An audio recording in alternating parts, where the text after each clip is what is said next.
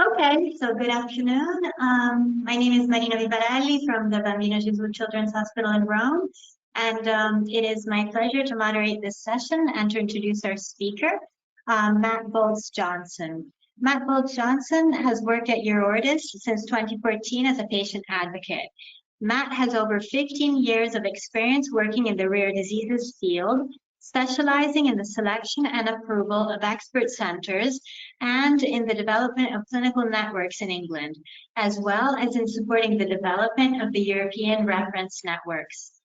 Through his work as an advocate and drawing on his previous experience as hospital manager and a commissioner, Matt has acquired real-world experience in the added value of patients in the development of guidelines and care pathways.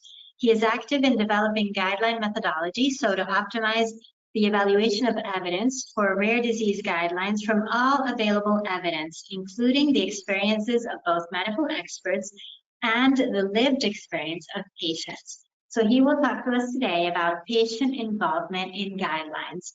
It's a pleasure to welcome you, Matt. Thank you for coming.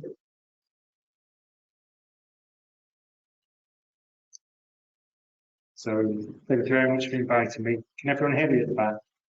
Yep, okay. And welcome to everyone online. I think it's great to come and talk to you all about patient involvement guideline development. Let's get this to work. Nope. How do I work my slides?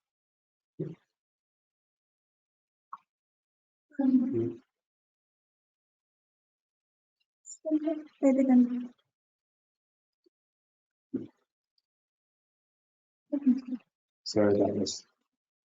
Okay, fine, super. Rare conditions affect, but are mainly characterized by their low prevalence. They affect small patient populations, which result in lower level of research being completed and therefore impacting or resulting in lower level of evidence which we can draw on to develop guidelines. If we look at therapeutic development, we can learn a lot about how therapies for rare orphan drugs are developed, because patient involvement is seen as a key characteristic in making sure that therapies which are developed are approved at the end result, at the end phase with the EMA, when patients are involved in the beginning, looking at what outcomes are relevant to them. So there's no difference really about when it comes to guidelines being developed for rare diseases, because patient involvement through the process from the beginning is also one of the key factors for their success. There's three main barriers for patient involvement in guideline development. There's a perceptual barrier, where it's been reported by some clinicians in publications that they perceive that involving patient representatives in scientific discussions can stifle the lively debate which you're having. However, when patients are involved with those same clinicians in guideline development, their perception changes over time. They see the value. There's also a capacity barrier. A lot of patient representatives don't understand what grade, agree, what's the systematic review, how can I be involved? If you don't explain or give some training to patient representatives, and to be honest, a lot of clinicians as well, at the beginning of what the key steps are and how both patients and clinicians can be involved, then that is a barrier, but it can be easily overcome by training.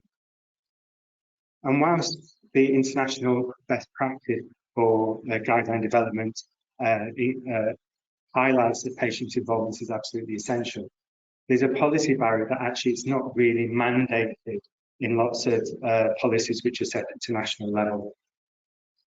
So just to clear with definitions, I think I'm making this. What's the difference between a patient journey, a clinical guideline, and a patient pathway?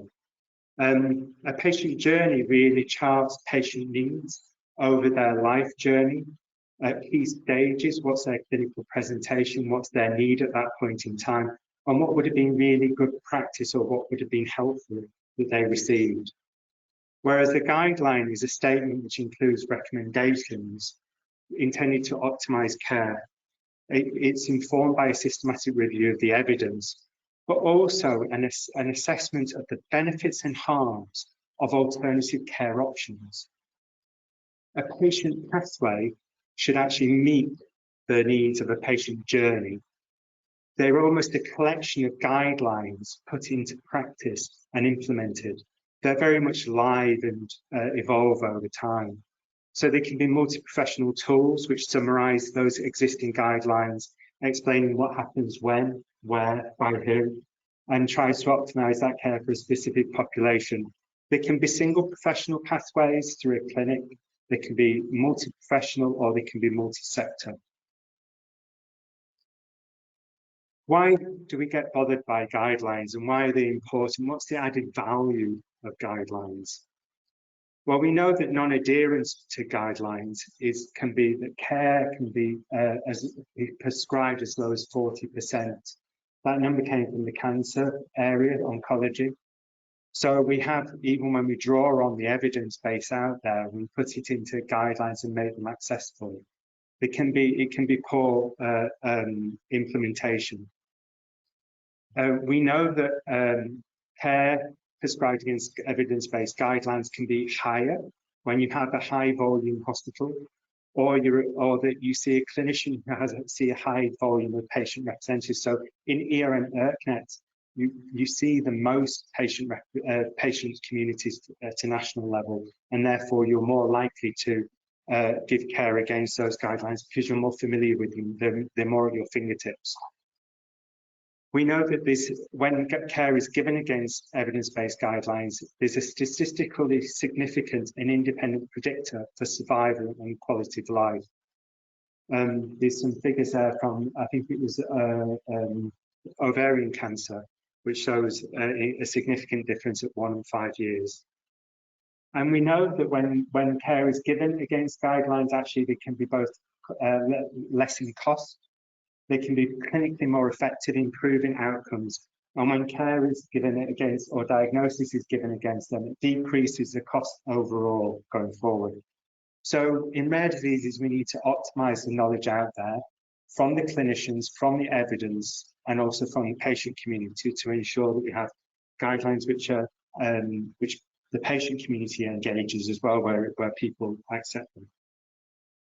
There's 2 types of methodology for guidelines, and I always get a bit, I'm a dyslexic, so I get a bit, it's a bit like Oxford and Cambridge. I'm never quite sure which side of London I'm traveling on. But we have grade and we've got agree. With an easy way to remember how these are different tools really is that agree is used retrospectively. At the end of a guideline, when you've developed it, you can use agree to check whether your guideline before publication, whether it would, by external people, score high on the agreed standards. It would check about its independence. It would check around the transparency. One of the key standards in agree is that patient views and preferences have been sought through a guideline process. So if that's not clear in your guideline before publication, if someone, let's say in France, wants to take an ERKNet guideline for AKPKD for diagnosis and implement it, and they use this, which most people do as standard, and it scores low, then they won't implement it. And with grade, it's used actually prospectively. So when you're going through the guideline development process, you get your evidence through the systematic review. You use grade to rate the quality of the evidence against risk of bias, inconsistency, indirectness, etc. And you can use these to, they're categories which can help determine the degree in which you can trust the results of this guideline will actually result in the outcomes which you expect for real patients. And again, patient involvement in these in guideline development is also considered for high quality guidelines. Trying to involve patients in guideline development. You're busy clinicians, patient representatives are also busy with different activities on national level and European level. But there's three main mechanisms. All guidelines which are developed have a guideline development group, and actually they should be multidisciplinary. That includes patient representatives and carers. So right from the beginning, when you set up your guideline development group, patients are involved. But separate to that, you can also set up patient advisory group. It's a temporary group where you bring a bigger group of patient representatives from different countries, let's say 10 European countries, into the discussion. And then the guideline development group can engage with that patient advisory group at key stages to get their feedback. Not all patient representatives feel comfortable when you hear some professors or scientists talking. So actually having a safer space outside of the guideline development group is really key. And also you can complement your involvement with patients in the guideline development group and patient advisory group by also having key points in the process where you engage the wider patient community. So we've got two, well, EURORDIS did a layperson's version of guideline development and patient involvement, which is an easy, accessible summary for everyone. But I know that recently we had a project funded by the European Commission for development of guidelines in ERNs by a Spanish consortium, and they developed 12 handbooks, which is a lot. I mean, how to make an industry. But 12 good handbooks, but trying to pick through them where patient representative involvement in them from when you're in a guideline development group or you're a chair of the guideline development group is quite challenging. So we've developed handbook 13, and this will be is about to be published just with the commission being reviewed now. So EURORDIS were co-authors of this, and both are the same methodology, but they're just presented in different ways. This is for a layperson version, and that's for everyone who's in the guideline development group. So guideline development can be quite a complicated process. I like to simplify it into 4 key stages. I like to keep things simple. So there's preparation, there's research, writing, and implementation. So I'm just going to do a walkthrough of each of those stages and highlight patient involvement, how it can be optimized and the added value. In the preparation stage, it's about selecting the topic which you want to develop, a guideline which can be priority setting in your network. You need to select the chair and identify people for the guideline development group. They form what we call the core writing group, and they draft the initial draft of the guideline scope, taking the topic and developing it into more detail, writing the PICO questions. And then you also set out at that stage how you're going to engage with the wider stakeholder community, including the patient community. But patient involvement in this stage is absolutely key. We just did a workshop with EPAG representatives, and out of the 4 stages, when I said, you know, where is it really important to focus patient involvement, they highlighted this step. Because if you don't involve patient representatives at this step, then the relationships formed in the guideline development process and the trust which is formed, it's hard to involve them further down the line. It's a bit of an afterthought. Involve them in the beginning because patient representatives can identify core members or experts who can join the guideline development group. They can set up patient advisory group, as I said, 8 to 10 patient representatives who can be connected with at different stages. They can advise on the scope of your guideline, and they can also identify and rate the importance of outcomes which you're looking at. The top tip is that the key for patient involvement in guideline development at this stage really is the chair of the guideline development group is actually the one responsible for ensuring effective involvement of patient representatives in the process. So they're the ones who need to think of it right from the beginning, working with the project manager or the manager responsible for the overseeing the development of the guideline. And the manager should set out from the beginning where patient representatives will be involved in the timeline. So get that expectation done at the beginning. And patient representatives should receive, as well as clinicians, receive information, support and training on the process. With the research stage, there's with rare diseases, actually there's normally a lower level of published evidence. So you need to balance between published evidence and the level of clinical expertise which you have from the ERKNet. For the published evidence, you use GRADE to do the systematic review, and you do consensus building using Delphi. And actually, there's, you know, actually with GRADE, I think there's a bit of a fall down with rare diseases because of the low level of evidence out there. You end up with weak recommendations based on weak evidence because of the way that guidelines are, evidence is structured in terms of grading. And we really need to start having a third approach where we look at enhanced grade, where we do the systematic review, but then from there we engage with you as clinicians and the patient representatives to build the consensus to see where these stronger recommendations can be formed. We're doing a webinar actually at the end of this month with 4 of the ERNs, looking at how do we develop an enhanced grade approach with the ERNs. We talk about grading the evidence. You know, at the top of there, we've got systematic reviews, and at the bottom, we've got expert opinions. With low levels, with small patient populations, we never really have systematic reviews in rare diseases, especially for ultra rare diseases. And so we end up really at the bottom side of this, and that's the result of having weak evidence.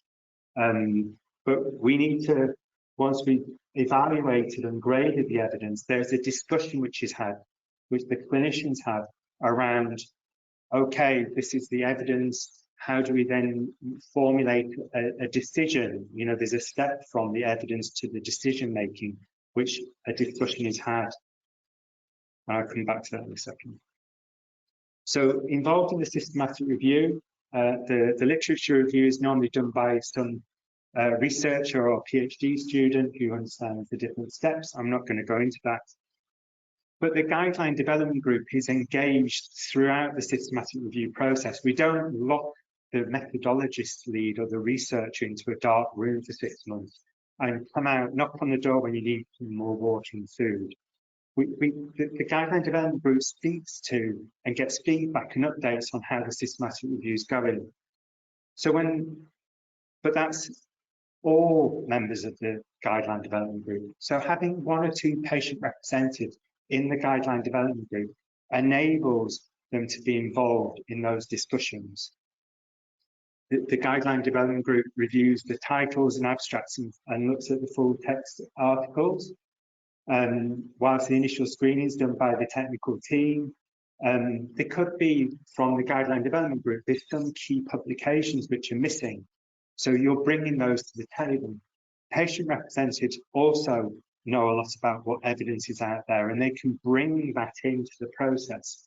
It could be that the scope of the guideline goes beyond the immediate medical issues and has aspects around psychosocial support.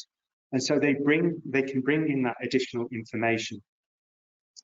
The appraisal of the evidence with rare diseases, there can be a lot of gaps in the evidence which has been pulled together in the literature review. So the guideline development group, including the patient representatives, can identify and gather the unpublished and data which is out there. They can also look at seeing whether there is engaging with their wider community through focus groups, interviews around some stuff which is more around qualitative data to bring in to fill those gaps. As clinicians, if you have gaps in the guideline at the end of the day, you will have someone sat in front of you at some point with those needs, and you haven't got the support there, the guiding recommendations, and a lot of we need to fill those gaps in, and patient representatives can do surveys and focus groups to try and bring some of their experiences into this process. So in the research stage, patient representatives are there in that discussion to weigh up the benefits and harms of a specific treatment, saying, oh, great, we go on steroids for the rest of our lives. You know, there's a quality of life around the implications of treatment decisions. So that discussion around building the recommendations, patient representatives can bring in that the practicalities of how this treatment approach will be for them in real life. And if you consider that when you're forming your guideline, then actually you'll have a guideline at the end where the patient community's needs are seen, recognised. It might not change the evidence, how it's presented, how it's worded, and the acknowledgement of their wider needs actually enables then the patient representative to champion and implement those recommendations. They can also look at, consider the extent of where published evidence reflects the outcomes they consider important. They can give their preferences and choices, which can be acknowledged in the guideline. And overall, it can help support their implementation. I mentioned about also complementing a literature review where there's gaps in the evidence around consensus building. Patient representatives can be involved in the Delphi process to build the consensus. They can identify experts to be included in that process. I think I did a guideline development with NF1 treatment management and NF1. The core writing group was about 10 clinicians and one patient representative. The guideline development group was about 26 people, different. But when it came to this Delphi process, we had over 100 clinicians, and the patient representatives were identifying those experts to be involved. So the writing stage, that step from evidence to decision is really important. You know, you look at the evidence and you have to apply a judgment. It doesn't automatically fall out of the evidence. You have to do a level of clinical interpretation to formulate the recommendations. It's really key patient involvement in that discussion, because then you can consider to what extent patient representatives will be willing to accept the possibility of adverse events or the benefit of a certain treatment against the risks. They can help, whilst the clinicians will do the writing of the guideline, patient representatives can add insights to how those recommendations can be used in practice. They can think about the wording of those recommendations. In the writing stage, any gaps in the literature, in the guideline, we can supplement that with other types of contributions and reviews. And at the end, when it comes to external review, patient representatives can be included as the reviewers. We just did this, I did this for a guideline of Fragile X. The methodologists, a clinician, a geneticist, and the patient representative used agree to grade the evidence, and there was marked differences in the grading because they were done separately.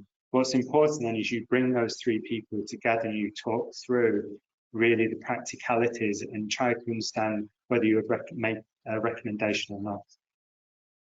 It's really important that patients are included and acknowledged as co-authors in this process. In the writing stage, normally it comes at implementation, which is the next one. There's a point where people say, well, it would be great to have a layperson's version. You know, you spent 9 months to a year getting to this point of writing the guideline, and then at month 15, you think about a plain language summary.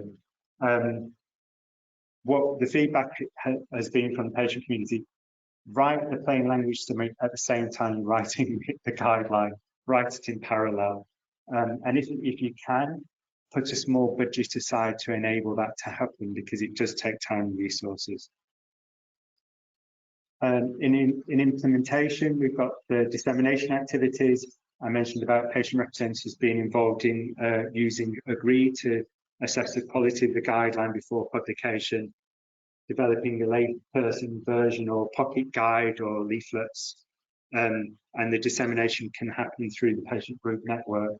When patients are involved from the beginning and they have been involved in a meaningful way and their contribution is recognised and shaping the guideline, they're more likely to promote it through their networks, and that's the important step. Patient representatives can be involved in the communication implementation in terms of the digital launch, in identifying communication messages and key stakeholder groups, and also contributing to a scientific publication. I've just done the summary of the process here, which I'm not going to repeat. But I wanted to give a real world example, and I went through this process and I supported the development of a guideline for tumour management in NF1, which was 12 tumour types. So it felt like 12 guidelines in one. And the patient representative I did an interview with to see what their experiences were of being involved in this process. And they said that they felt very positive. They had a positive experience. They were integrated right from the beginning of the guideline process, being part of the guideline group. The chair and all the clinicians involved, fully involved them as a key team member. There was a clear benefit from being involved from the start, because it secured, but it was important to secure the commitment of their involvement from the beginning, and the project managers were key in that, in the chair. Having a guide, I've shown 2 guides, which will be published soon, was really well received by the clinicians to help navigate when and where and how to involve patient representatives. And here we've got a summary of their experiences. So in the preparation stage, the patient lead was part of the core writing group. We had 10 patient representatives from 10 different countries in a supported patient advisory group. The patient representatives in shaping the scope of the guideline, we had 12 tumour types, we extended it to 13. JMML was included, which previously wasn't going to be included, because they were highlighting that was really important for them. And actually, the guideline was enhanced for that reason. And this aspect around the psychological dimension was also included in the scope. So before, it was very much around surveillance. But when these risks of these tumours becoming cancerous, that psychological burden on the families and the individuals, the patient representative advocated for the expansion of the scope to include psychological support and their needs at that point.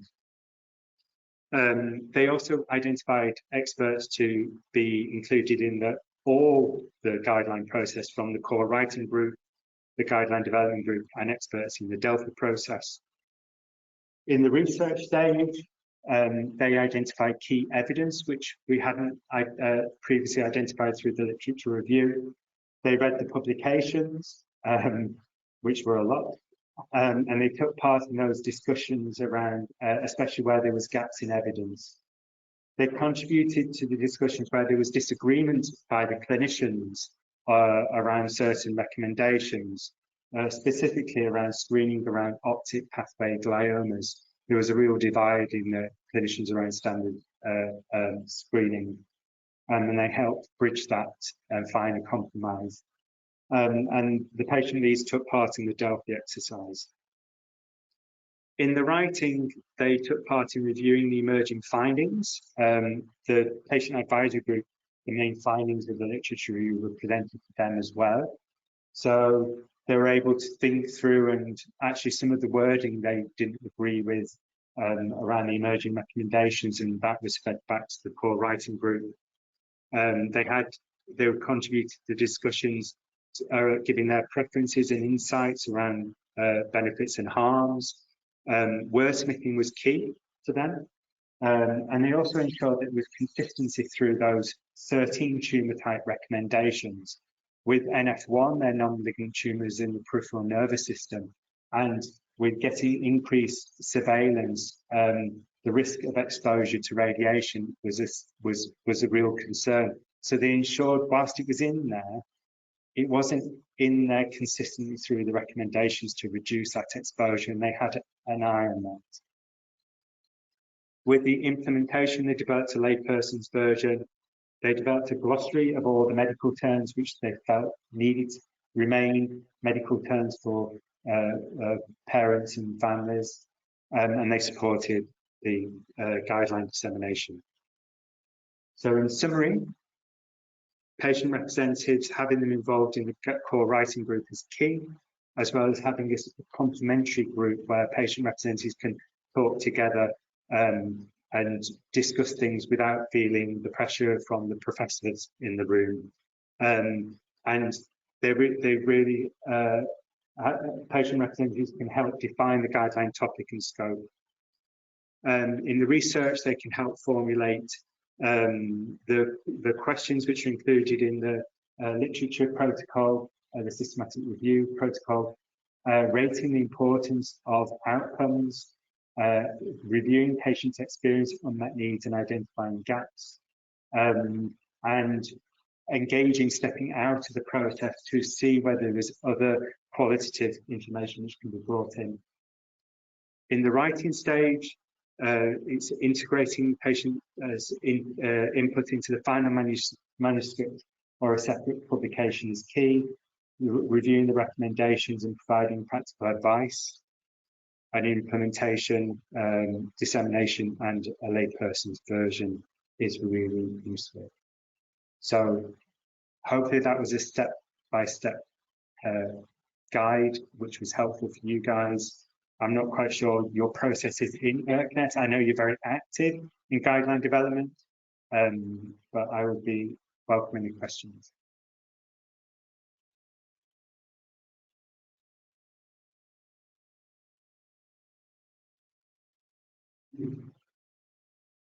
We've all had a long trip here. Question.